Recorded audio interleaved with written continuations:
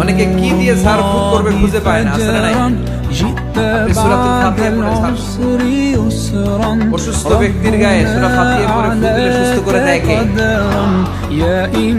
রব্বুল আলামিন বলেন, ওয়া নুনাজ্জিলু মিনাল কুরআনি মা হুয়া শিফাa'un ওয়া রাহমাতুন লিল মুমিনিন ওয়া লা ইয়াজিদুল যালিমিনা ইল্লা খাসারা। আল্লাহ বললেন, আমি কোরআনের মধ্যে শিফা রেখেছি। এই আল কোরআনুল কারীমের ভিতরে আমি আল্লাহর রহমত দিয়েছি। কোরআন পড়ে ফুঁক দিলে অসুস্থ ব্যক্তিকে সুস্থ করে দেয় কে? আপনি যেই কোনো রোগে আক্রান্ত হন না কেন, আপনি যদি সূরা ফাতিহা পড়ে ফুঁক দেন, সুস্থ করবে কে? বিশ্বাস হয় না সন্দেহ লাগে?